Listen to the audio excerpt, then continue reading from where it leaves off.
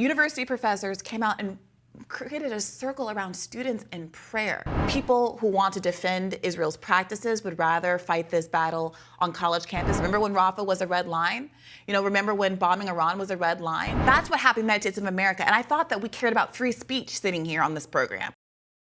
Brianna Joy Gray had a rather spicy debate with her Libertarian co-host on The Hill revolving around the student protests that are happening around the country on different college campuses for pro-Palestinian groups, where these campuses have been violating the students' basic human rights, in some instances calling state troopers to have students arrested. You have Jewish students claiming they don't feel safe, even though Jewish students are also overly represented in the pro-Palestinian side. And Zionist media is trying to take the focus and put it on the protesters as if they are the news story, not the unfolding genocide in which they are protesting about. And to be clear, you're going to have bad apples at any protest. There's clips of Walter Masterson being attacked by Israeli protesters for talking about Star Wars. You don't judge a movement by the minority. You judge it by the messaging of the majority, and Brianna does a great job of expressing that to start with. People who want to defend Israel's practices would rather fight this battle on college campus, talking about what 18-year-olds are saying as they protest for the rights and interests of Palestinians. But all of these Jewish Voices for Peace, SJP, all of these pro-Palestine groups have been very consistent in saying we want to direct the attention and direct the focus of these protests not to being about free speech, but about the substantive rights that we're fighting for and the people in Palestine who are dying because their human rights are abridged so horribly. Well, I don't know that they're succeeding in that. I don't know if they're calling attention to what's going on in Gaza so much as they're calling attention to their own antics, to their own actions. I mean, that's what's being talked about because that's what people are interested in, right? I mean, what you're saying, the student protests, the total shutdown of Columbia, now going to remote classes for the rest of the year that's not a news story. That's not. Yeah, I'm saying that we as journalists can't abridge our responsibilities by saying, well, the students forced us to talk about the students. We have an obligation to talk about why the students are protesting. Again, she is spot on here. The Israeli side wants to focus on demonizing student protesters because that's a better arena for them to argue their position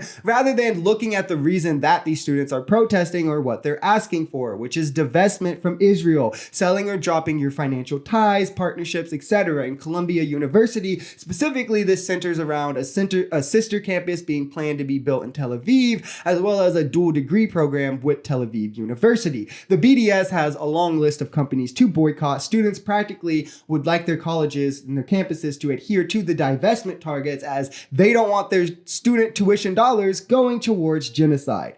That's a noble ask if you ask me, and the universities and Zionists are just mad and growing increasingly frustrated at how good the students have been at pulling this off and getting it spread throughout the nation. Multiple college campuses in multiple states are now doing this, especially when the endowments from some of these universities are in the millions, billions if you're looking at Harvard University, and they have direct relationships with these weapons manufacturers who are facilitating the weapons used to carry out Israel's heinous actions. Remember when Rafah was a red line?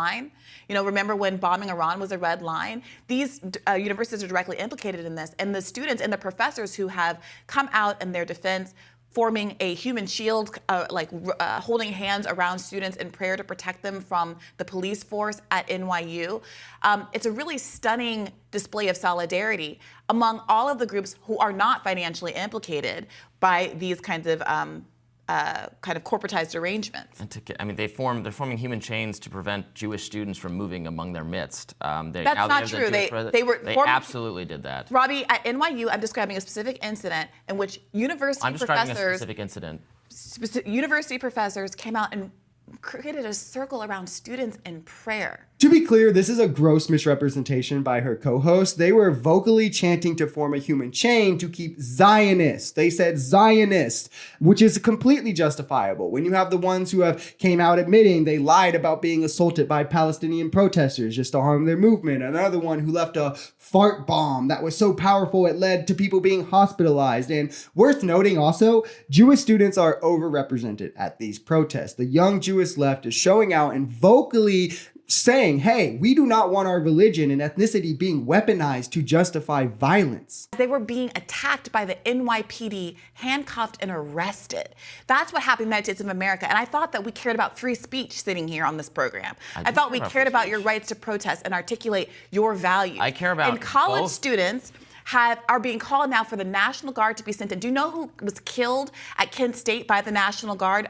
3 of the 4 of those students were Jewish students. So who here is really standing up for and protecting the rights and interests of Jewish students as you call for them to be rounded up by the police? I'm not calling for them to be rounded up by the police. Well, I don't think the police should be involved. Do you agree that you criticize this behavior? Because the administration of NYU, the administration of NYU called those police in. Yeah. And the professors wrote that statement to say, this was not a violent protest. This was not an anti-Semitic protest. This was students protesting actual violence. I don't know. It's the same people who say, oh, the January 6th rioters who stormed the Capitol and violently broke their way in were assaulting police officers, threatening to hang people. They were just exercising their rights as Americans. People will actually go as far to say it was just a protest, it was mostly peaceful, but at pro-Palestinian protests where they're singing and dancing, praying, taking each other in hands, and the only victims are the protesters getting assaulted by the police, then it's way too much, and they definitely deserve it. There is nothing anti-Semitic about standing with Palestinians. Arabs are Semites anyway, and any proponent of free speech should be against students being arrested for their exercising their right to assemble on a campus in which they pay tuition to go to. Just because it goes against Zionist nature and is in support of Arabs, it's kind of sickening the way that Islamophobia poisons this country in a multitude of ways. Shai Davidai,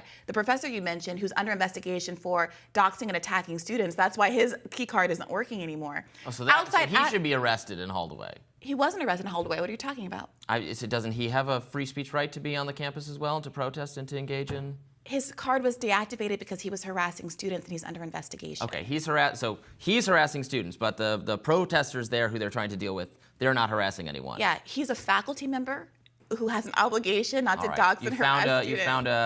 You found someone involved in these protests who is worthy of discipline. I'm amazed by it.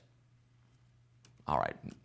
I think we're going to be talking about this additionally with an expert from the Foundation for Individual Rights and Expression coming up next. Robbie, answer this question. Do you think the National Guard should be sent in to round up these students per Tom Cotton and a number of conservatives? I'm so glad that you have found somebody you're willing to condemn in the context of this I have no problem. Jeez, it got pretty spicy pretty quick there. I don't get why the co-host is trying to sound so condescending. It's like these weird points these people on the right try to make from things that aren't analogous at all just because there's one thing kind of in common or sort of in the same field that can be comparable. An employee of the university is obviously going to face different repercussions from his private employer and legally for doxing students.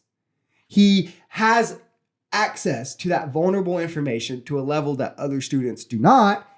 And if he is using that to harm those students publicly, jail, jail immediately. And the student should never be even questioned for exercising their right to assemble and protest, something that is protected in America. If you enjoyed this video, we're Social Society. We're a commentary channel influenced by politics, society, and the economy. We are pretty left-leaning on this channel, but we're open to our right-wingers as well. The biggest thing here is having conversations that get everyone to the bottom of the truth. If that sounds like something that could interest you, consider smashing that subscribe button, leaving us a like, or even commenting on this video. We even have memberships available as low as $3 if you'd like to support, because the only way we become a society is together.